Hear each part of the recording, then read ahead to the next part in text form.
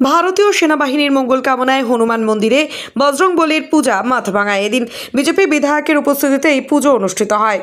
প্রসঙ্গত উল্লেখ্য যে পাকিস্তানি জঙ্গিরা কাশ্মীরের পেহেলগাঁওয়ে ঢুকে পর্যটকদের উপর গুলি চালিয়ে নির্মম হত্যা চালায়। আর এই ঘটনার প্রতিবাদে পাকিস্তানের 100 কিলোমিটার ভেতরে ঢুকে 9টি পাকিস্তানি জঙ্গি ডেরা ধ্বংস করে ভারতীয় বায়ুসেনা। ভারতীয় সেনাবাহিনীর এই সাফল্যে খুশি ভারতবাসীরাও। ভারতীয় সেনাবাহিনীর এই সাফল্যে এদিন মাথাভাঙায় হনুমান মন্দিরে বজরংবলীর পুজোর উপস্থিত ছিলেন মাথাভাঙার বিজেপি বিধায়ক সুশীল বর্মন, বিজেপির জেলার সহসভাপতি মনোজ ঘোষ, দিলীপ কুমার মণ্ডল, শেখর রায়, প্রকাশ দাস সহ আরও অন্যরা। পুজো শেষে এদিন লাড্ডু বিতরণ করা হয় তাদের তরফ থেকে। আপনারা প্রত্যেকেই জানেন পেহেলগাম ঘটনা ঘটিয়েছে জঙ্গি, পাকিস্তানের জঙ্গি।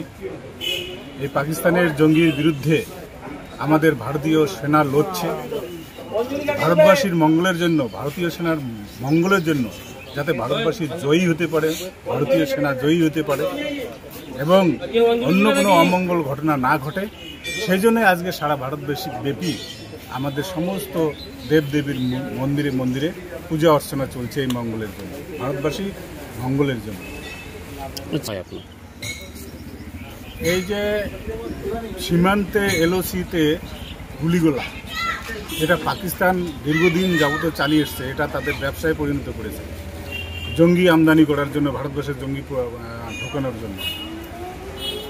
আমরা এটা সমূলে উৎপাটন করতে চাই। পাকিস্তানের জন্য কোনো শক্তি দেখাতে না পারে, পাকিস্তানকে একদম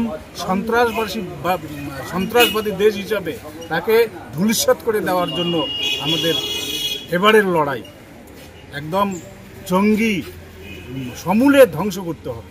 এই লড়াই চলছে যাতে আর 15 দিন এলওসিতে গোলাবর্ষণ করতে না হয়।